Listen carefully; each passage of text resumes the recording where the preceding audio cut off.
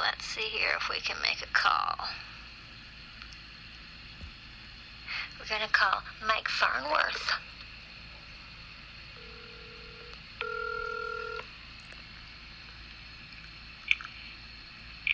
Mike FARNWORTH's office, Justin speaking.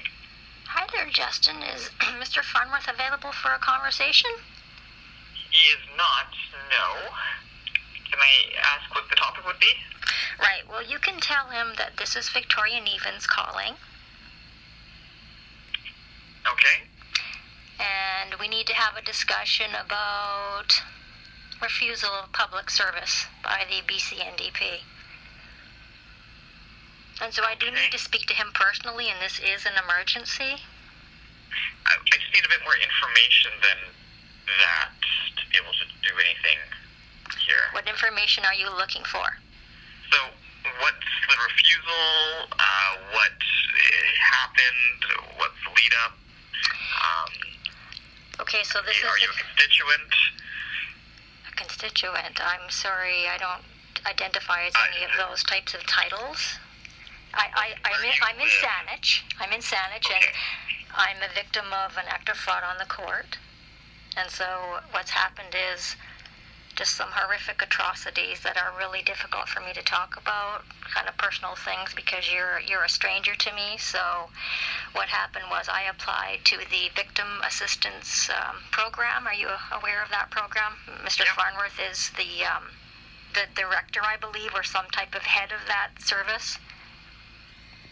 And I applied to that service and was not treated fairly because all victims of sexual assault in Canada should be treated the same, and I was not treated the same.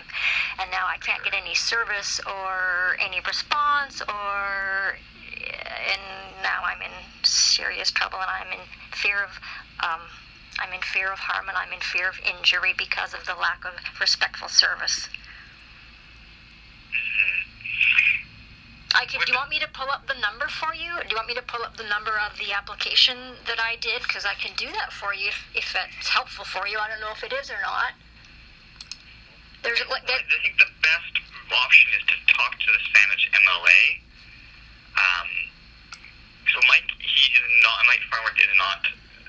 He oversees the Minister for Public Safety Solicitor General that oversees the Victim Services Assistance Program. That doesn't mean he's the director. He doesn't get to see. He doesn't have a say in the day-to-day operations of the program.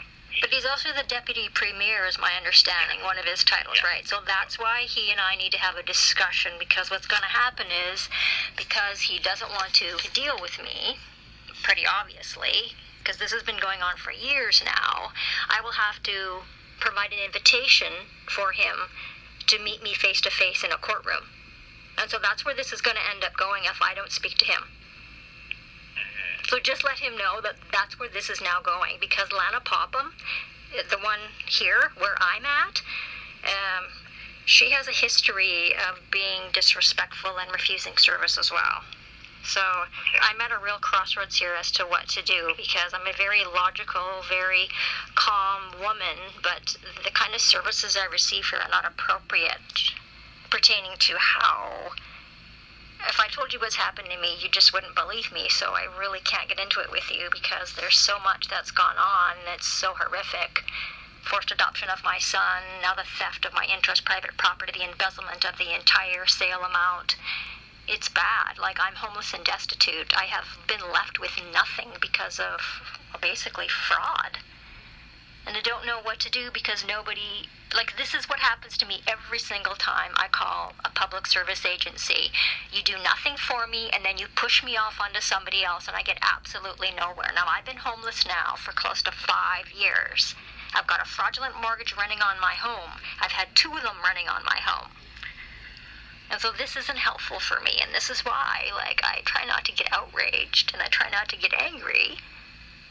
But, I mean, this is where I'm at. You can understand, can't you? And, I mean, I've just given you the mustard seed at the tip of the iceberg of what I've experienced here. So you said your name was Victoria Stevens? No, sir. It's N as in Nancy, and then E-V-E-N-S. You're right. So it sounds like Stevens exactly, but there's no S-T in the front. It's an N in the front. So it's N-E-V-E-N-S. I was born June 28th. Okay. Oh, sorry. Are you still writing? No, sorry. Go ahead. I was born in June 28, 1973. I arrived in Penticton, British Columbia. So I've been here for now 51 years. If I've been here in this, in this province.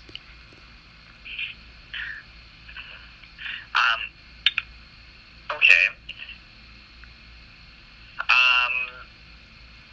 So here's what I'm going to ask you to do. I'm going to ask you to forward this message and just explain everything that's gone on to the person that you work for.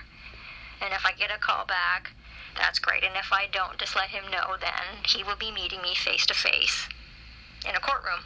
Because this is where this has to go. Are you able to send me an email about this?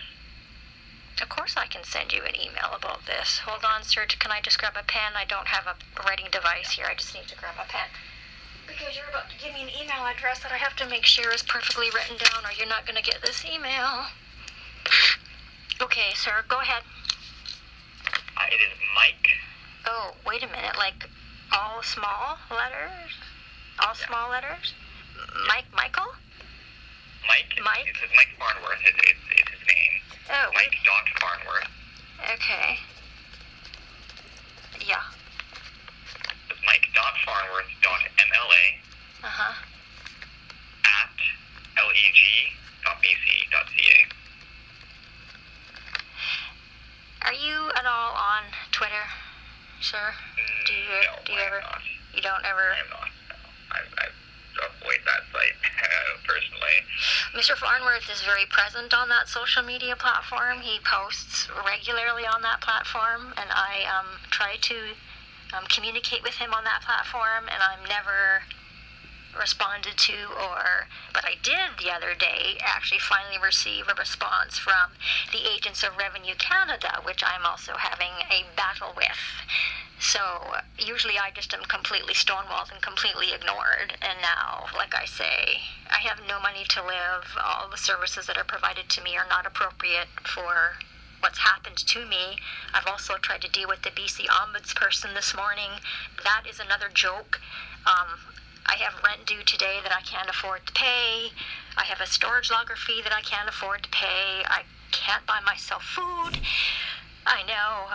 Sorry, I'm not going to get emotional because I don't want you to be uncomfortable. Just give me 1 sec to catch my breath.